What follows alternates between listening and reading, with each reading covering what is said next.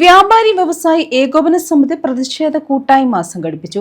വള്ളികുന്നം ചൂനാട് തെക്കേ ജംഗ്ഷനിലെ ഓട നിർമ്മാണം മന്ദഗതിയിലാണെന്നും സമീപത്തെ 3 കലുങ്കുകൾ മാലിന്യം നിറഞ്ഞ് അടഞ്ഞുകിടക്കുന്നത് തുറന്നുവിടാൻ അടിയന്തര ഇടപെടൽ ആവശ്യപ്പെട്ടുമാണ് കൂട്ടായ്മ സംഘടിപ്പിച്ചത്.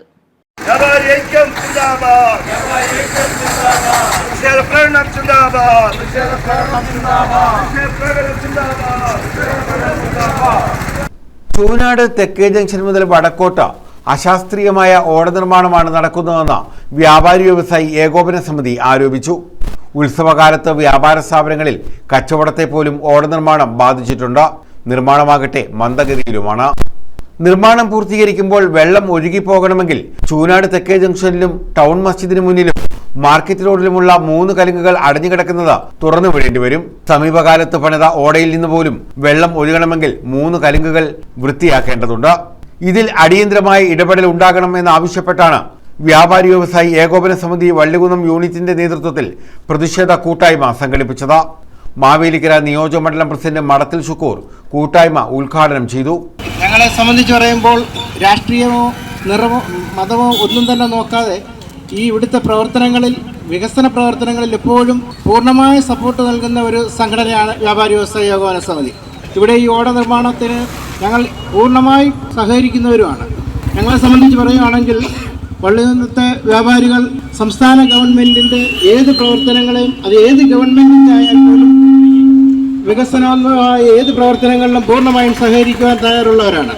സംസ്ഥാന സർക്കാരിൻ്റെ പ്രവർത്തന ഭാഗമായി വളരെ വലിയ വികസന പ്രവർത്തനങ്ങൾ നടക്കുമ്പോൾ അതിനെല്ലാം എപ്പോഴും സപ്പോർട്ട് നൽകുന്നവരാണ് വള്ളികുന്നത്തെ യൂണിറ്റ് ഭാരവാഹികൾ. ഇവിടെ നമ്മുടെ ജനപ്രതിനിധിയായ ശ്രീ രാജേഷ് അരുൺകുമാർ MLA വളരെ കൂടുതൽ പ്രവർത്തനങ്ങൾ, വികസന പ്രവർത്തനങ്ങൾ വള്ളികുന്നത്തെ തന്നെ നടത്തുന്നുണ്ട്. അതിൽ ഞങ്ങൾ അദ്ദേഹത്തോട് വളരെ കൂടുതൽ കടപ്പാടുള്ളവരാണ്. അനിൽ പ്രതീക്ഷ അധ്യക്ഷത വഹിച്ചു.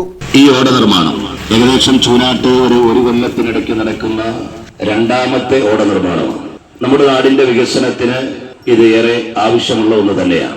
ആദ്യത്തെ ഓട നിർമ്മാണം നടക്കുമ്പോൾ അതിൽ അശാസ്ത്രീയതയുണ്ട് എന്ന് പറഞ്ഞതിന്റെ അടിസ്ഥാനത്തിൽ ബഹുമാന്യനായ MLA അദ്ദേഹം നേരിട്ട് വരികയും അദ്ദേഹം ഇടപെടൽ നടത്തുകയും വെള്ളക്കെട്ട് ഒഴിവാക്കുന്നതിനായി ശാശ്വത പരിഹാരത്തിനായി നമുക്ക് പഴയ ഓട പുനഃക്രമീകരിച്ചുകൊണ്ട് നടപടി സ്വീകരിക്കാമെന്നുള്ള അദ്ദേഹത്തിന്റെ വാഗ്ദാനം, അദ്ദേഹം ആ വാഗ്ദാനം പാലിച്ചു. ആദ്യം തന്നെ അദ്ദേഹത്തിന് വ്യാപാരികളുടെ അഭിനന്ദനം ഈ അവസരത്തിൽ അറിയിക്കുക.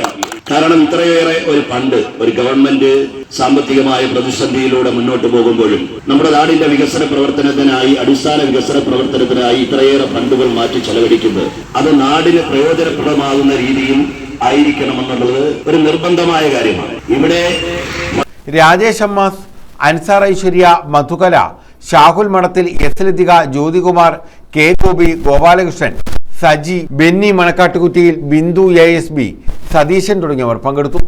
News bureau, Vallikunnam.